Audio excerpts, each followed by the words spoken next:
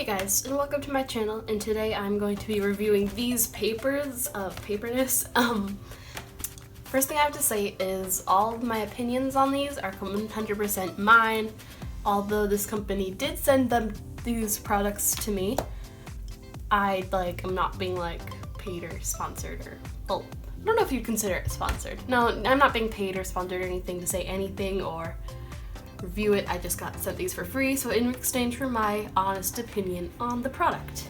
So this is, I'm pretty sure it's like a French company because this is French, that's French, and everything's French. And so it's basically, these two are illustration papers for like final illustrations, and then this one's storyboard, and it's pretty interesting because it has like little lines and measurements and stuff like that, and it's really thin paper too. So the prices for these is, okay, first off, it was really hard to find prices because I was on my mobile device when I was trying to do it. And also everything was in a different language, which was probably French. And all the currencies were in some other currency, I think it was in euros. But basically what I got from it is the A5, which is the smallest one of illustration paper, is $8.49. The A4, which is the illustration, is $13.82, and the A4 of storyboard is $7.42. So that's that. I think they're actually pretty decent prices for this kind of paper. Like it's around the price of your paper here. Basically, I'm just gonna go over the front of the package. It has 50 sheets actually in each of these. Well, this one has 100 sheets, but these two have 50 sheets. This one has 100. These are the sizes, and it's manga.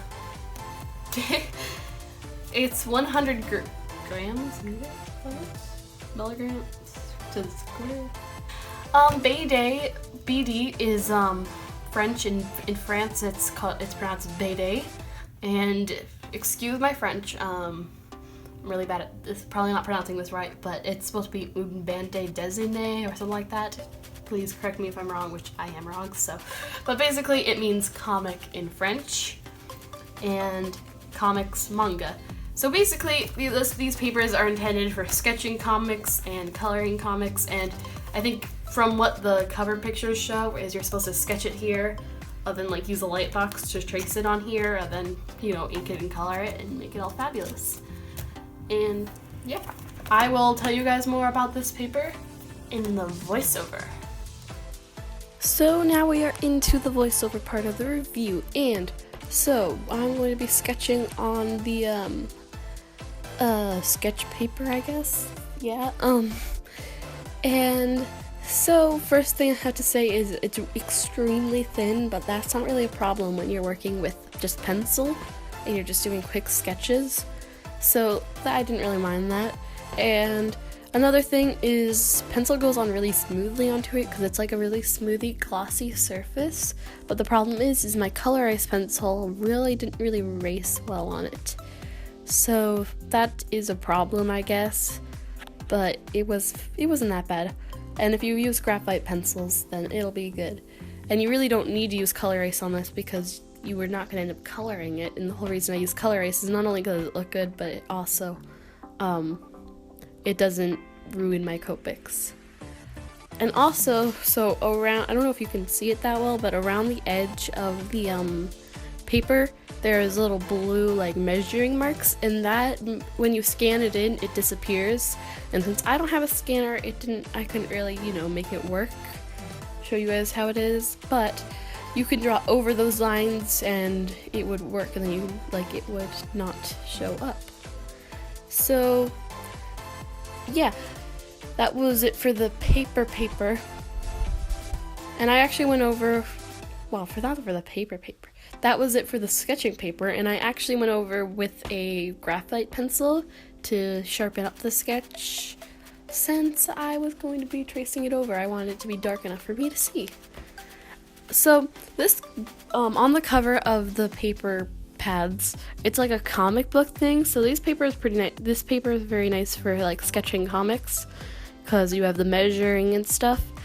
And I was originally gonna draw a mini comic, but I was kind of rushed for time, so I decided just to draw a comic book character. So that is why I'm drawing Batgirl, and I'm doing her in a more action-y pose. so I at least challenge myself a little bit. Now I am moving on to like the I'm gonna ink it over onto the artwork paper, the coloring paper, and first I'm tracing over it with a sketching colored pencil and making it all pretty. Not really, so that I don't mess up, because I tried inking it straight on before and I just mess up immediately. So yeah, I put some shiny tape down for it to not slide around, and so I'm using my color erase, and at this point I don't really need to erase, so that's why I'm using the color erase. I don't really want to ruin my Copics. And so one thing about the drawing itself, because I have time, is the forehead is a little bit too big. Well, it's actually really big. And yeah, if I could redo this, I would make the forehead less big. So, and by the way, I think this is called foreshortening, the way I put her fist. I would call it perspective, but I think it's just foreshortening. And I think I did pretty good of a job at it. So I'm inking over with this thicker pen, and because I wanted to give it more of a bold comic style. So yeah, the ink went on pretty well. It was very nice and bold. It didn't really smear that well, but then again, I didn't really put my hand in the ink. And when I put them side by side, you can see that the ink doesn't really line up with the sketch, but oh well. I put on some metallic-y gold tape for the background, because instead of doing a background, I just wanted to do some simple cutesy, not cutesy, but like cool, like metallic shiny gold background. And yeah, I've kind of run out of things to talk about, because I don't want to talk about the coloring until I get into the coloring. So we'll see. Oh, and it erased without my pencil lines erased without smudging the paper. So now we can finally get into the coloring. So it went on smoothly to the paper. It didn't bleed up. It didn't bleed, because this is it's kind of like the Copic bleed proof paper, except it's a little bit thicker, but at the same time it's still really, really thin. So I think it's really good for flat color. I could blend it pretty well too, but it wasn't that well, and I couldn't really layer very much on it. And that's why I think this is good for flat color comics, where you're going to do harsh shading instead of like soft shading where you have to blend a lot. But overall, I thought, and the colors were really vibrant compared to, normal paper. They were super vibrant on this type of paper. So that's a good plus. That's a plus. And the fact that it's bleed proof. But a downside is that it doesn't really blend very well, and you can't really put too many layers on it. It actually, I don't know if that's just because I crumbled it up. It probably is, never mind. And yeah. I also noticed in the darker colors of my Copics, you can see like little dots like you can do in certain papers, but that doesn't really bother you if you're looking a far distance from it. Unless if you're looking really closely, you can't really tell. I really like the way that Winsor & Newton brush markers worked on this, because they didn't have any dots and it's just this flat, vibrant color. I also tested it out on this random swatch page I had. I also put a little bit of Sharpie on it, like colored Sharpie, and it was like really cool. It wasn't very streaky at all. It was just like nice flat color. So if you color with Sharpies and you're sick and tired of the streakiness of it all, then go for this paper, because you'll end up getting really nice flat color without any streaks. So yeah, and I think that's pretty much it of my review. Don't think I missed anything. Overall, I think this paper is actually pretty nice, but you gotta make sure you're using it the right way.